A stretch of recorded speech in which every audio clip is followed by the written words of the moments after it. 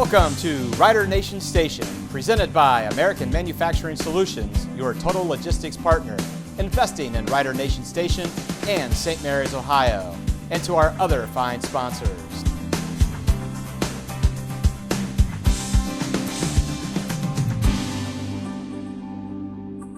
St. Mary's, Ohio has always been a musical town. From SMAB and Glitter and Gold to local bands and solo acts, to Wayne Stock, to Riverside Blues Fest, St. Mary's, Ohio has always had a taste for great music. St. Mary's Summerfest has hosted tribute bands. Well, heck, we've had big-name blues singers like Joe Bonamassa and Kenny Wayne Shepherd perform at K.C. Geiger Park. Back in the early days of the Grand Ole Opera House, St. Marians were given the opportunity to take in a performance by the Master of the March, John Philip Sousa. But today, we are here to talk about what I would have to classify as the biggest concert this town has ever had and how St. Mary's, Ohio happened to host this concert. One of the musician's songs, It's a Miracle, says, "You wouldn't believe where I've been, the cities and towns I've been in, from Boston to Denver and every town in between." Well, St. Mary's, Ohio must be in between Boston and Denver because on October 25th, 1975, St. Mary's, Ohio held a Barry Manilow concert. A musician who had a #1 Billboard magazine hit and eventually would wind up with 3 number ones, 11 top 10, and 28 top 40s, amass a net worth of over $100 million, win 3 Grammys, and sell over 80 million records. Here to discuss how Barry Manilow ended up landing in St. Mary's, Ohio on October 25th and performing is Mike Lynch. Mike, thanks for being on Rider Nation Station. Thank you for having me. And first of all, I want to thank you and congratulate you guys on the job you're doing. Well, I always like to tell folks that history begins the year you were born. Everything before that is ancient history. And it's up to each generation to preserve, maintain, and pass on that history.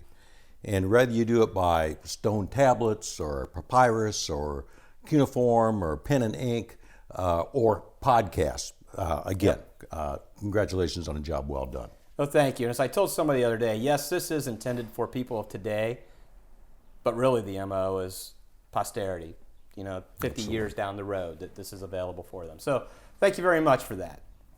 So it's my understanding that the Barry Manilow concert was brought to St. Mary's by the Jaycees. So first I'd like to find out a little bit about the Jaycees, what the organization was, and who were the people that were involved with the Jaycees with you. The Jaycees was really a neat organization, and I'm going to be sexist here. First of all, it was open only to men. Now later it did allow women, but at that time it was open only to men. Okay. Which wasn't atypical no, of not at all organizations unusual. back then. And they kicked you out at age 35. You were given the title of Exhausted Rooster, but they kicked you out at 35 because when you're young and dumb, you just don't know any better. You get to be 35 and you start to ask some questions and wonder why things maybe won't work, and you're just a little more conservative. Sure. So when you're young, you don't know any better, and you don't know when to quit and when to stop. So that was the purpose of the Jaycees, was to develop leadership for young men. I have a lot of great fond memories and some good friends, and it's just a good organization. So besides putting on a big concert like Barry Manilow, what other type of projects were the Jaycees involved in? Well, and the concert series actually started at another Jaycee project, our haunted house projects. For a number of years, the Jaycees ran a haunted house at, obviously around Halloween. And one year, the haunted house was at the Deeker Place, which is located at the corner of Spruce and Bates. I don't know if anybody knows where Bates Street is. Yeah. And the old Deeker house, it was abandoned, so the Jaycees took it over, made it into a haunted house. Anyway, one night after we were closed, we were sitting around just talking. And there might have been some adult beverage, I'm not real sure. But I remember just telling the story that, first of all, I grew up in Cary, a little town up by Findlay. It was a lot like growing up in Spencerville or Waynesfield. And not a lot of things happened, especially cultural things. And I was fortunate enough to go to Bowling Green, and there saw a number of concerts. And just for whatever reason, I just, wow, there's a big world out there. Yeah. And the first concert I ever saw was actually a Letterman concert. Okay. So anyway, we're sitting around, we're talking about this, and said, wouldn't it be neat if we could do something like that here in St. Mary's?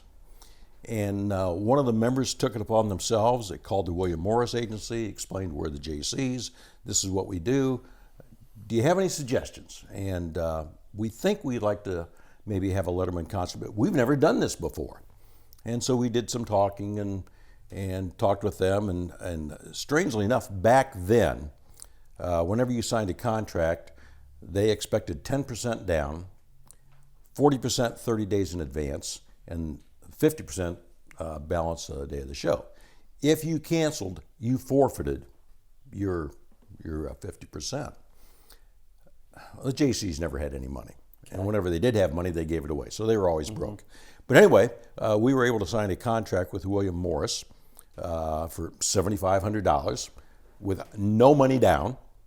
Obviously, they saw something in us that we didn't see in ourselves. And we had the Letterman concert. It was a huge success. With that, we called back to William Morris, said, hey, we would like to maybe do this again.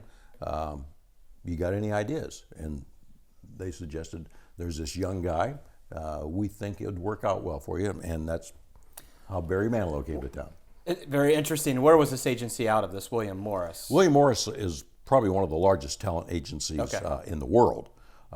We were working out of the Chicago office. Okay. So back to the haunted house. I, as a youngster, probably, so it would have been somewhere in 79 or 80. We're at 215 East Spring Street, and somewhere just a couple blocks or a little bit to the east, I remember going to a haunted house on the second floor, somewhere in the CNC Loft and Lounge area. Okay. What had that been? Jaycees? That was down a Jaycee project that I recall. Okay. The first Jaycee haunted house was, where Neely's drugstore was. Mm-hmm. The parking lot behind that was a large old house. Okay. Which had become abandoned. It was going to be torn down to expand the parking lot. And they let us use it. And it was a fantastic haunted house. There was upstairs and downstairs and fireplaces, and that was neat. One year we actually had it at the in the bank in the basement of what is now Chase Bank. Oh. That did not work out real well. One of the members actually knocked over a bottle of formaldehyde, and for the next several days the whole bank smelled like formaldehyde, so that was not a real good idea. I'm sure they were real pleased. They were not real happy. We were not invited back. And then the last one, as I recall, was again the Deaker House there on the Bates and Spruce, or by Spring Hill Flowers. Yeah. Okay, so back to working with the talent agency. They say there's this young guy that may be the perfect fit. When they gave you the name, was anybody in the organization familiar with? We knew the name. At that time, he had like one hit, and he could have been a one-hit wonder. Mm-hmm. And so, we're going to take a chance.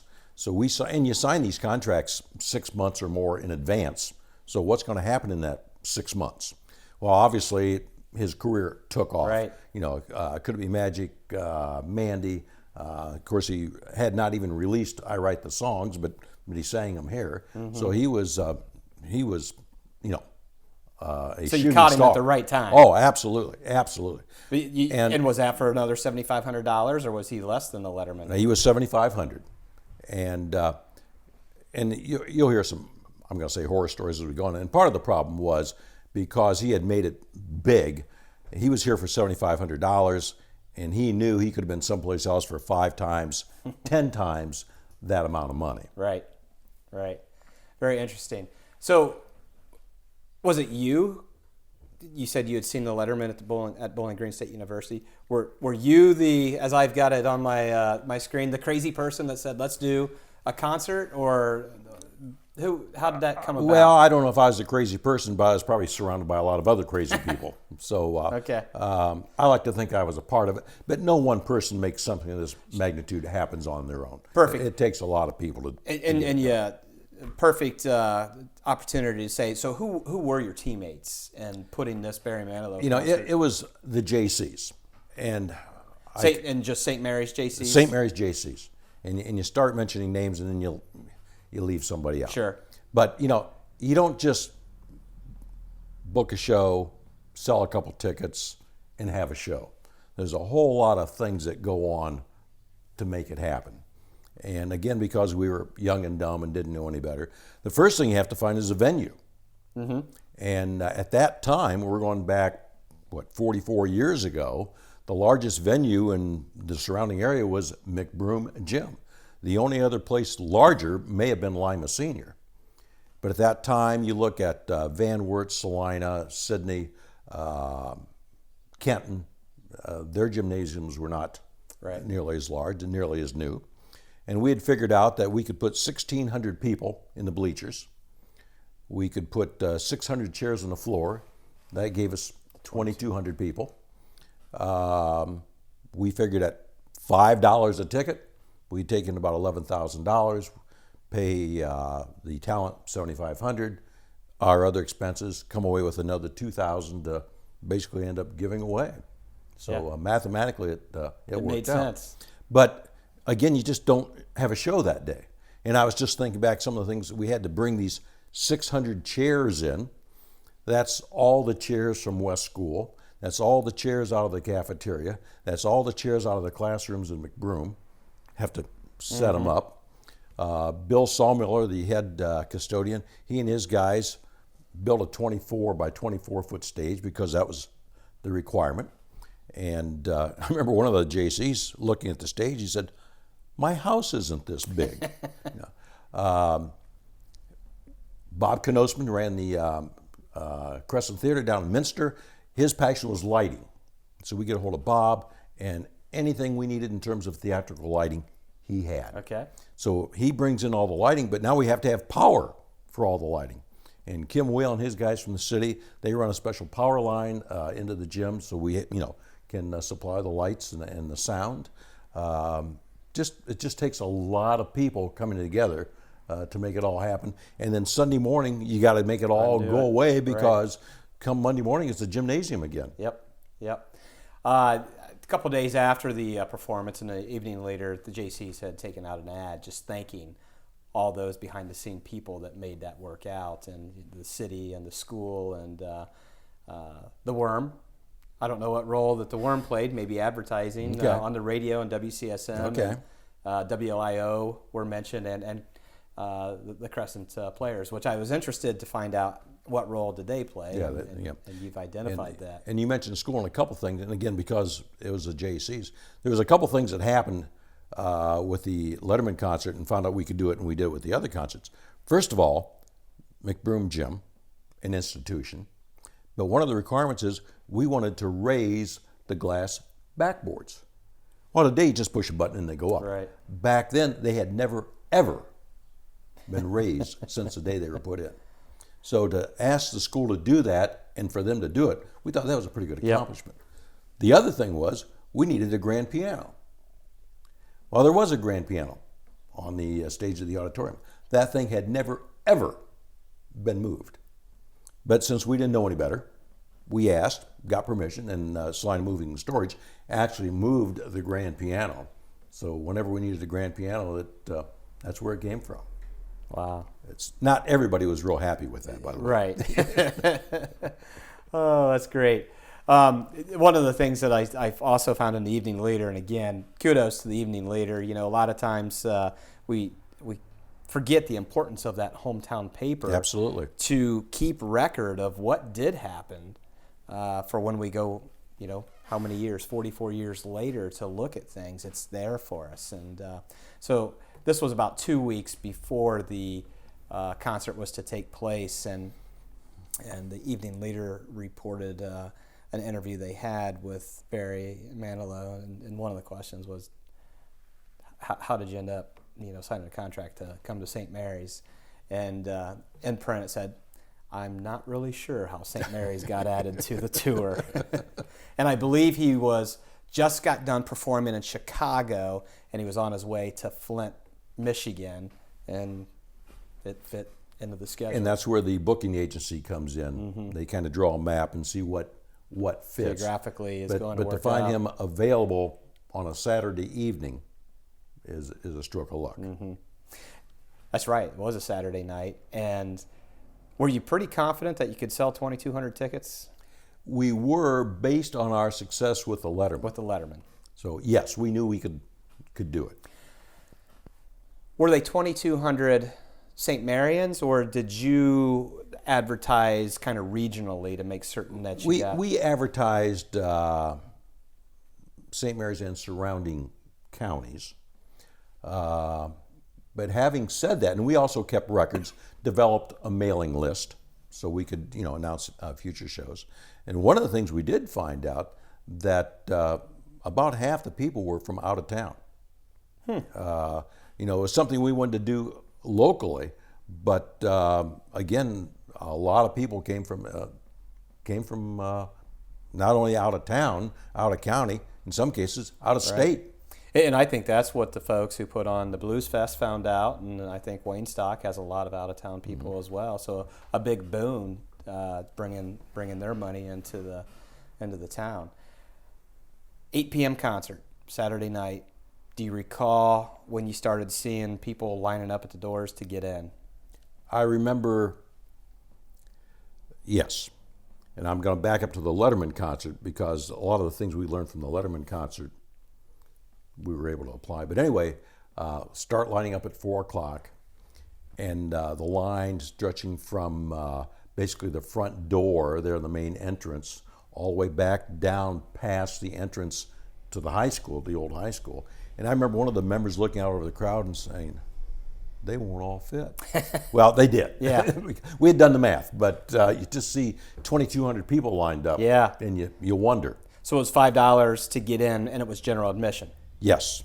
Now, a year or two later, we got smart, and we figured we could charge $1 more for that chair. Yeah. And so some of the tickets were actually $6. Okay. And so who were some of your later concerts then after Barry Manilow? I was trying to, and I don't know if I have them in exact order. Okay. But it was Letterman, Barry Manilow, Letterman, Franny and Tasher.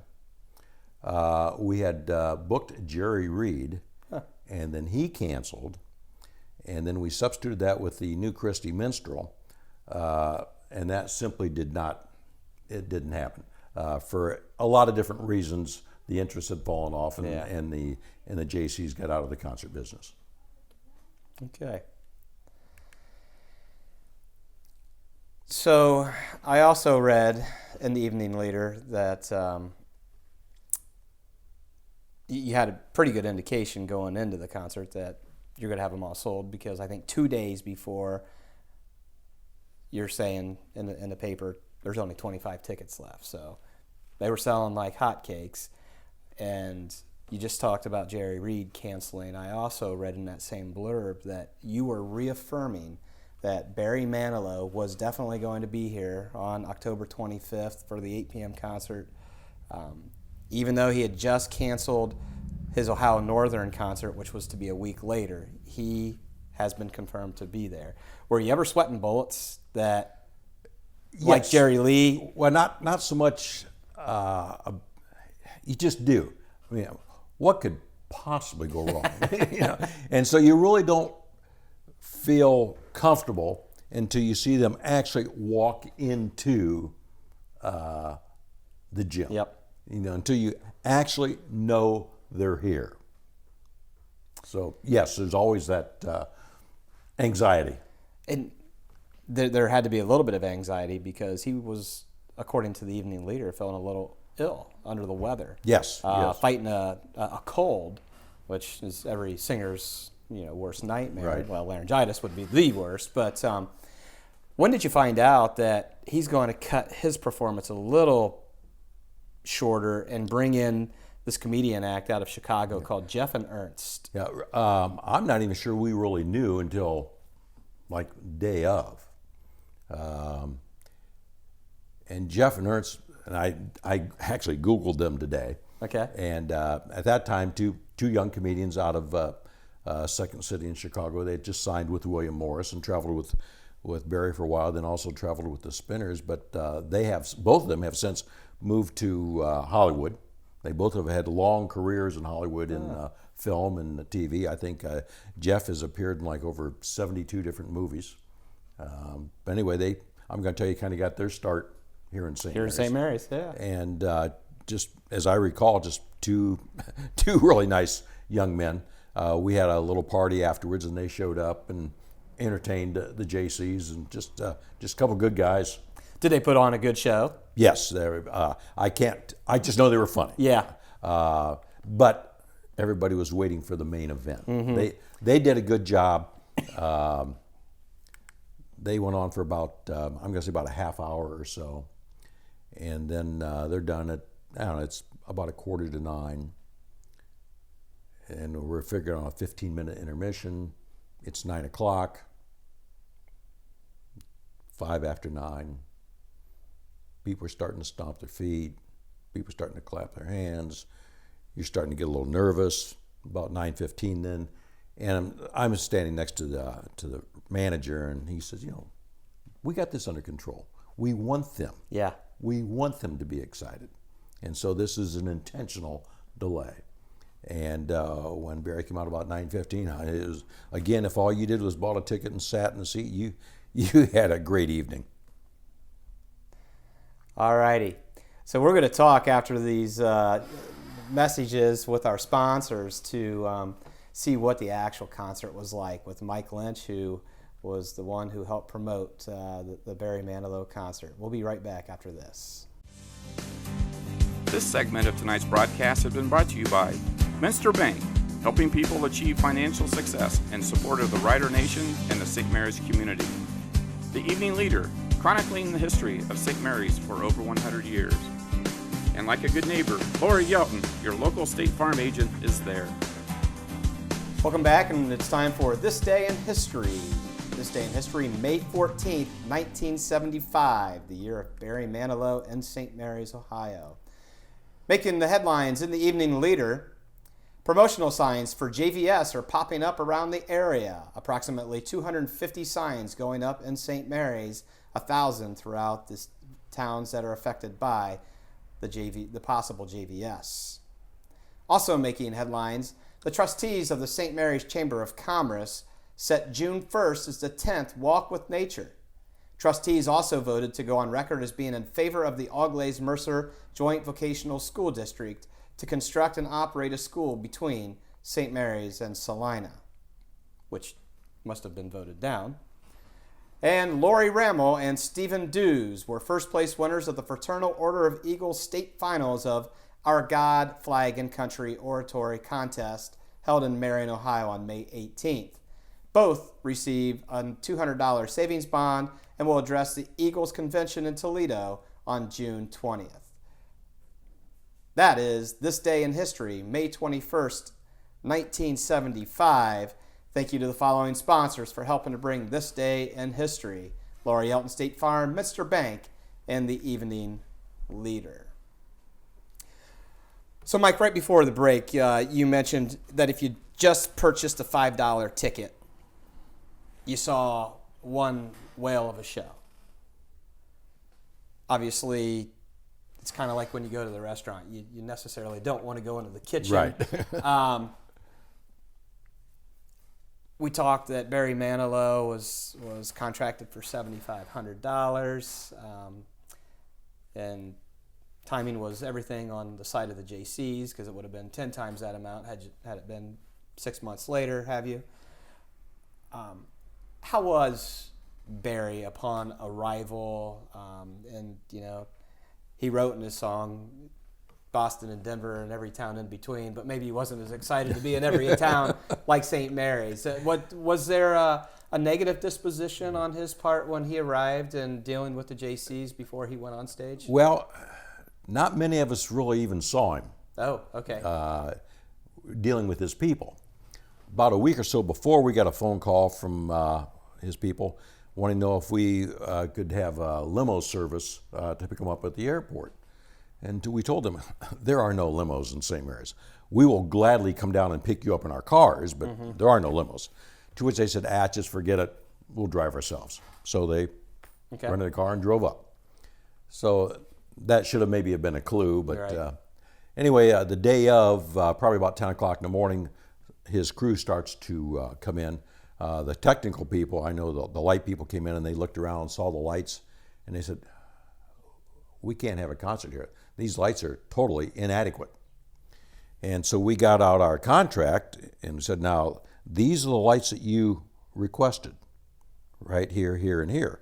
And Bob Knosman, of course, had them all. Everything was set up. And I remember the guy looked at it. He said, this is our contract, and you have every light we've requested. You guys are right. But again, it kind of sets the tone. And then I remember Ace. Ace was the self-proclaimed road manager. And they brought in 2 huge steamer trunks with all the costumes in. And he asked me, he said, could you get a couple of the wives to maybe come down and do a little ironing? And said, yeah, we can do that. So I called my wife and, hey, would you like to iron some clothes for Barry Manilow? And so she and Julie Hubb, I said, yeah, we'll do that. So they bring their iron and ironing boards. They go down to the green room, which is, the dungeon. That was the green room? Yeah, that was the green room. It was the dungeon of McBroom. And that October day was more like an August day. Oh. It was a hot day. And about 2 hours later, they come up and they're just dripping wet. And they've ironed for 2 hours. Oh, my. And they said, we're done. So I go to Ace and said, hey, they're done. And he said, well, it's not all ironed. I said, well, yeah, I know it's not all ironed, but they've ironed for 2 hours. Well, we need to get it all done. And I said, well, what's Barry going to wear tonight? Well, he doesn't know until he gets here in just whatever mood he's in. I said, well, this is real easy because this stuff is ironed. This stuff isn't. It's going to be real easy for him to choose because they are finished. So that was that part of it. Oh, my. And then about 2 hours before, probably around 6 o'clock, his people announce that they're hungry and they need prime rib dinners. So we get a hold of cooks and we pick up 20 prime rib dinners to be delivered to the dungeon or the blue room. And I'll talk about those a little later on. Okay. What's your, before I get to that question, where were you watching the performance from? Kind of around. I'd stand here for a little bit, and I'd go here for a little bit, and go there for a little bit, just kind of see what was going on and taking care of business. So what do you remember of the crowd's reaction when Barry Manilow finally, after almost a half an hour delay of taking stage? They went nuts. I mean, they were well rewarded. I do remember standing next to the manager, the road manager, and we're watching the show, and he said, now in about 10 seconds, there's going to be a standing ovation. And it's just like on cue, there was a standing ovation. What I'm saying is that the show was that well put together and that tight, well polished show that, again, it was a fantastic performance. And the Evening Leader also reports that multiple times Barry Manilow acknowledged the reaction from the crowds and that they were very into the performance. And so that had to make him feel good that 2,200 people of St. Mary's definitely enjoyed what he was doing. Evening Leader reviewer Ruth Gerstner said, from the first tune, It's a Miracle, to the encore, the high-quality music and energetic showmanship endeared them to the wall-to-wall, and then I like the ceiling to floor audience, because if you remember the old McBroom Gymnasium, when you're on the top, standing there, the rafters are right on your head. So I really appreciated reading that review by Ruth Gerstner. The Flashy Ladies. what do you remember about the Flashy Ladies? And that was Barry Manilow's trio of backup singers and dancers. Yes. What I do remember is they had to do a quick change between songs. They did not have time to run down to the dressing room and change. So there were like 4 volleyball standards, and we set those up and covered them with something. I don't even know what it was, some type of tarp or something. And they ran, literally just right off stage, changed their clothes and back on. Great performers, but in terms of actually meeting, talking with them, it never happened. The performers, the band, they were locked away down in the dungeon, and really had very little contact. Okay. But they put on the Flashy Ladies put on a show of their own. Yes. They're again very, very talented. It's kind of funny. They call it, and again, this not being very politically correct, but I do remember Barry saying from the stage that his nickname for them was, he called them the Orioles, because there's 2 black ladies and a white lady, and they kept the white lady in the middle. I know that's not correct, but I also read that he also referred to them as the Trashy Ladies. well, So the Evening Leader reports that he sings Mandy, that's what put him on the map. right. Could it be magic? It's a miracle. I want to be somebody's baby. And also, people knew him because of the commercials, the jingles. I think he did the Band-Aid song. And he did Pepsi, Kentucky Fried Chicken. And we're in Laura's office. He did Like a Good Neighbor jingle as well for State Farm. And I think he did some of those songs per the Evening Leader as well. Was there one memorable song that you remember or that you really liked? I don't remember specifically, but I do remember the jingles, that they had duct taped a bubble machine around the grand piano. And as he's playing these jingles, bubbles are coming up out of the grand piano.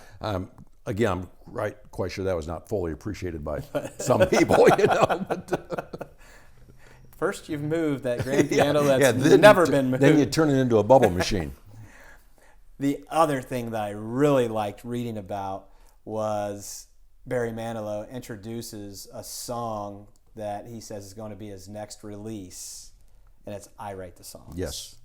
And again, Ruth Gerstner writes, judging from the intensity of the applause this number received, Manilow has another hit on the way. You heard it in St. Mary's before you heard it on the radio.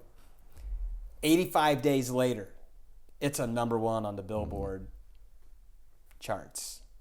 That's incredible. Yes, to me. yes, it is. That, I don't know that it was the first time it was ever performed, but it had to be one of the first times to a live audience. Mm-hmm. And as you said, before the radio's picking up, 85 days later on January 17th of 1976, it is that number 1 hit. So that's got to be a pretty cool feeling, too, that he tried one of his songs that became his second number 1 hit. Any other recollections of the day that you want to share? The show's over, and so Barry and the Trashy Ladies are getting ready to leave town in their rental car in lieu of the limo that we did not provide. And they had requested that we provide armed security from the green room, from the dungeon, 10 feet to the rental car. And we said, that's not going to happen. But we did have about 12 Jaycees out there. We surrounded them to protect them from 6 crazed teenage girls. And they left town, and as they say, the rest is history. And probably the last thing they ever saw of St. Mary's is what was in the rearview mirror. Yes. I think pretty much. Yeah. Although, and I did not see it, but somebody said a month or so later, he was on one of the daytime talk shows, and they were interviewing him, and he did make mention that he thought one of his best concerts was actually in St. Mary's. So that was kind of neat. That is neat. Yeah. And which just sparked a memory for me of Jeff and Ernst, that the paper said that they had just been on the Phil Donahue show and got a little bit of recognition being on the good old Phil Donahue show back in the day. How about comments from the people who attended and townspeople who didn't attend. Just to, And everybody realized that we pulled something off that any sane person would not have attempted, and a lot of good comments. And it was obviously very successful, but success is short-lived. right. What have you done for me recently? Mm-hmm. But as I look back, it was an adventure. It was quite a ride. Yeah. It was a frustrating time, but again, looking back, it was a pretty good time.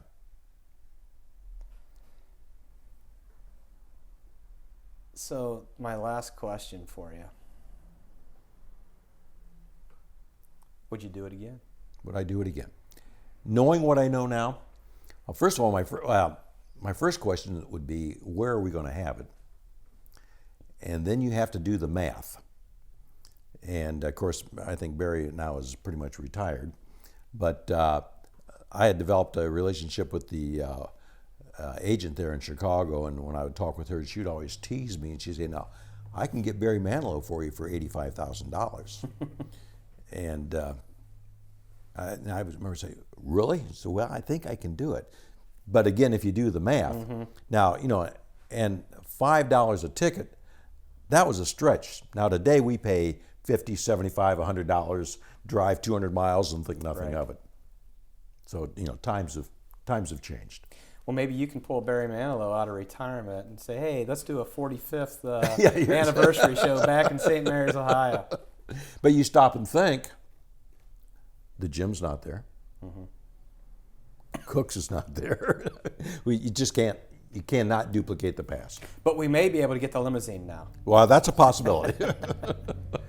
All righty, Mike. What a wonderful trip explaining how Barry Manilow was brought to St. Mary's, Ohio. It had to be just a tremendous amount of hype for the townspeople. I know that I've talked to quite a few people this week who said, I was there. Kathy Keller, Kathy Daringer now, she said, I was I was the 8th person in line for that concert. And, just what a neat thing that you and the Jaycees did for St. Mary's back in 1975. And then I was astonished, and I just found this out today before you got here, that was your second concert of 1975, yes. as we've already been through. But, I guess we got to give a lot of kudos to your wives as well for letting you be crazy and spend all this time making things like this happen for the town. Well, let me tell you just a little story. And later on, after the Jaycees got out of the concert business, a bunch of us crazy people got together and formed our own corporation, and we did a Rick Nelson concert. Anyway, Rick Nelson is getting ready to appear on stage, and suddenly he cannot go on stage because a zipper on his fly broke.